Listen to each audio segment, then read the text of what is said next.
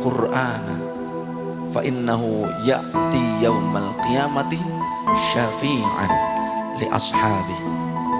Bacalah oleh kalian Al-Quran, karena kelak Al-Quran akan didatangkan pada hari kiamat untuk memberikan syafaat kepada pemiliknya, bukan hanya menyimpan tapi membaca dan mengamalkannya.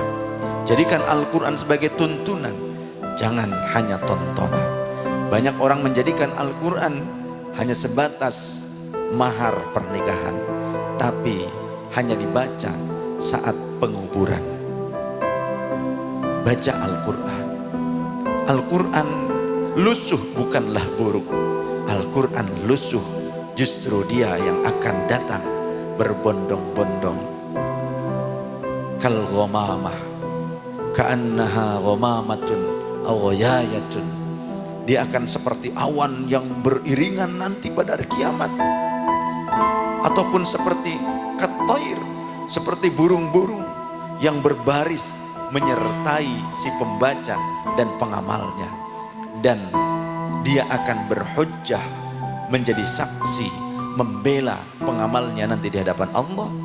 Bahkan jika amal-amal yang lain mensyafaati ketika beres pada penghisaban, Al-Quran bisa memberikan syafaat kepada pengamalnya bahkan sebelum mencapai mizan, timbangan ataupun hisab.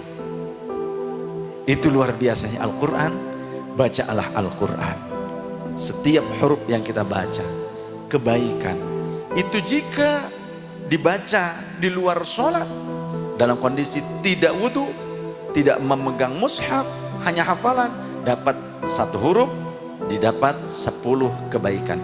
Tapi kata Sayyidina Ali, jika di dalam sholat dalam kondisi berdiri, maka mendapatkan 100 kebaikan dari setiap huruf. Kalau sholatnya sambil duduk, maka akan mendapatkan nisfahu, separuhnya dari 100, yakni 50. Contoh seperti sholat sunnah, walaupun kita dalam keadaan sihah, boleh sambil duduk. Tapi kata Rasul, man shalla qa'idan falahu nisful ujri. Siapa yang sholatnya sambil duduk padahal dia mampu berdiri, maka dia mendapatkan separuh pahala. Tapi kalau sholat fardu kita mampu berdiri, wajib hukumnya berdiri.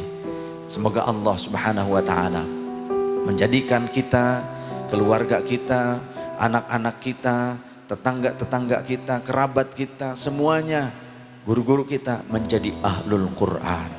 Karena kata Rasul, ahlul Quran ahlullah, ahli pengamal Al-Quran dialah orang-orang yang dekat dengan Allah, wa khassatuhu, dan orang-orang terpandang, orang-orang yang khusus menurut Allah Subhanahu wa ta'ala. Demikian yang dapat saya sampaikan, mudah-mudahan bermanfaat.